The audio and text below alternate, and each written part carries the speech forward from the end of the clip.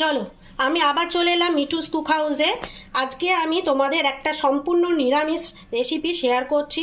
সেটা হচ্ছে এটা কি ডাল বলো তো? ছোলার ডাল। আমি সারা রাত্রি ভিজিয়ে রেখেছিলাম, প্রায় 8 ঘন্টা ভিজালেই হবে। আমি সে কারণে রাত্রে ভিজিয়ে রেখেছিলাম, সারা রাত্রি ভিজিয়ে রেখেছি, জলটা ঝরিয়ে নিয়েছি। এটা বেটে নেব। আর এই যে এটা পোস্ত আর কাঁচা লঙ্কা আছে, এটাও বাটবো। আর এই ডালটাও বেটে নেবো। আর এখানে হচ্ছে, আমার তো আলু ছাড়া চলেই না জানো, এখানে আলু নিয়েছি। আলুর বদলে আপনারা ঝিঙে বা পটল যে কোনো সবজি নিয়ে করতে পারেন।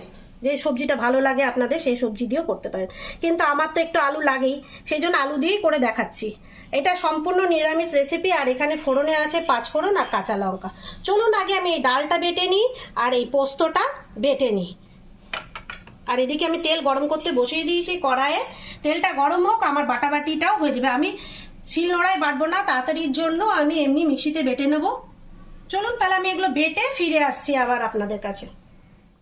আবার ফিরে এলাম, এই পোস্তটা বেটে নিলাম আর এই ডালটা বাটা হয়েছে। আর আমি বলতে ভুলে গেছি, এই ডালটার সাথে লঙ্কাটাও ছিল না, ওই লঙ্কাটাও বেটে নিয়েছি, কিন্তু ডালের সাথেই বাটতে হবে। আর আমি এখানে এই ডালটার মধ্যে একটু 5 ফোড়ন মেশাবো আর 1 চামচা ডাল একটু তুলে রাখবো। এই যে 1 চামচা ডাল এখন বলবো না, যেটা যখন করব তখন তোমাদেরকে দেখাবো। আর তুলবো না। এবার এই ডালটা পুরো নুন দিয়ে, যতটা নুন ডালে লাগবে ততটা দিয়ে নুন ডালটা মাখিয়ে নিয়ে একটা বড়া তৈরি করে নিই। আর বড়াটাতে বেশি তেল লাগে না, বড়া ভাজতে অল্প তেলেই হয়ে যায়। ছাকা তেলে তো বড়া ভাজা হয় না, অল্প তেলেই বড়া ভাজা হয়। ছাকা তেলে যখন কোনো জিনিস ভাজবেন তখন সেটা ছাকা তেলে লাগবে। তাহলে আমার এই বড়াতে নুন আর 5 ফোড়নটা মেশানো হয়ে গেছে। আমি এখানে ছোলার ডালে করছি, আপনারা চাইলে অন্য ডালেও করতে পারেন, যে ডালটা আপনাদের পছন্দ। আমি এটা এবার হাত লাগালাম। এবার কড়াইয়ে এইটা ছোট ছোট বড়ার আকারে ভেজে নেবো। আমি কড়াই তেলটা গরম হয়ে গেছে, হলুদ দিলাম না,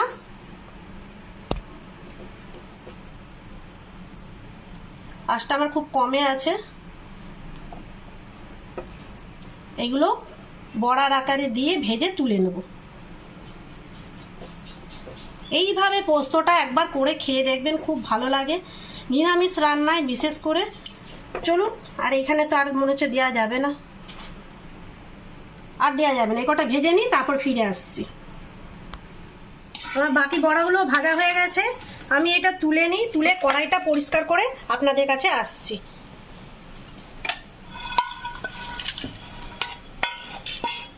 বড়াগুলো তুলে নিলাম। আমি তেল দিলাম 1 চামচা, কেন তেলটা আমি কমই দিয়েছিলাম বড়া ভাজাতে। তেলটা আমার গরম হয়ে গেছে, যেহেতু কড়াই গরম আছে বেশিক্ষণ গরম করতে লাগবে না। আমি একটু হলুদ দিয়ে দিলাম যাতে গায়ে ছিটেটা না আসে।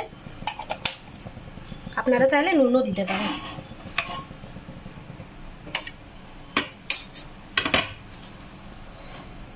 এখানে 5 ফোড়ন দিলাম,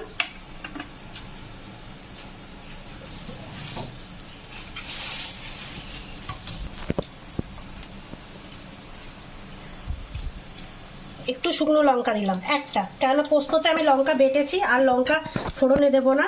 এবার বাকি আলুগুলো ভেজে নিই।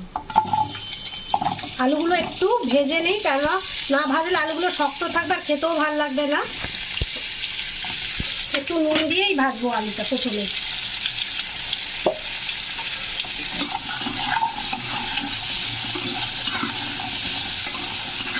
আমরা পোস্ততে বেশ হলুদ দিই না, আমি এটাতে একটুখানি হলুদ দেব, কারণ হলুদ দিলে না পোস্তর স্বাদটা বোঝা যায় না। এটাতে একটু দেব, সামান্য নামকে বাঁচতে দেব,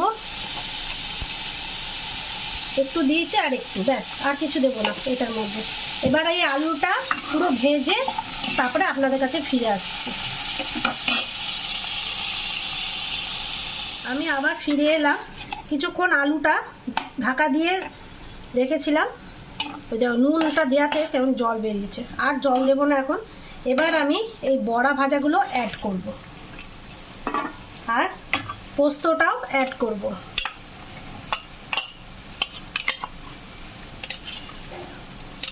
এই ডালটা বারবার বলছি, এই ডালের বদলে আপনারা মুগ ডাল দিয়েও করতে পারেন, তবে কলাই ডাল দিয়ে করবেন না, কলাই ডাল দিয়ে অতটা ভালো হয় না টেস্ট।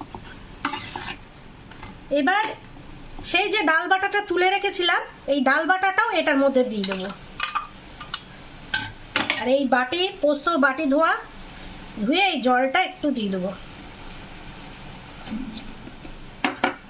এবার এটাকে ভালোভাবে মিশিয়ে দেবো সবগুলো একসঙ্গে। তাহলে আজকের রেসিপিটা আপনাদের কেমন লাগলো কমেন্ট করে অবশ্যই জানাবেন। আর কে কোথা থেকে দেখছেন অবশ্যই কমেন্ট করবেন। আর এই ধরনের রেসিপিটা আপনারা খেয়েছেন কিনা ঘরে সেটাও কমেন্ট করে জানাবেন।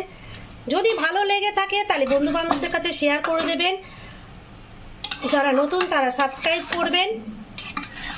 দেখুন এটা একটু হবে, কেননা পোস্তটা দিলাম, ওই ডাল বাটাটা দিলাম, আর আমি ওই বাটি ধোয়ার জলটা এই সবটাই দিয়ে দেবো।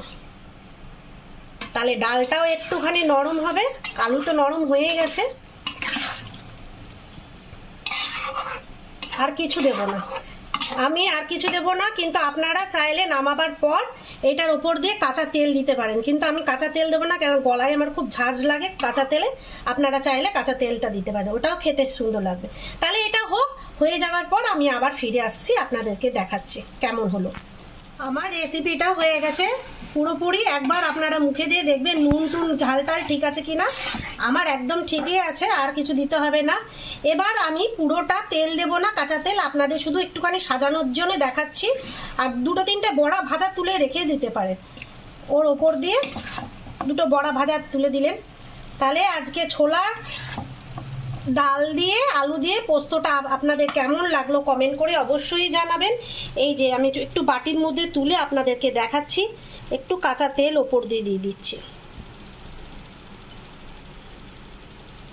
ব্যাস। তাহলে নেক্সট ভিডিওতে আপনাদের সাথে আবার দেখা হচ্ছে। টাটা।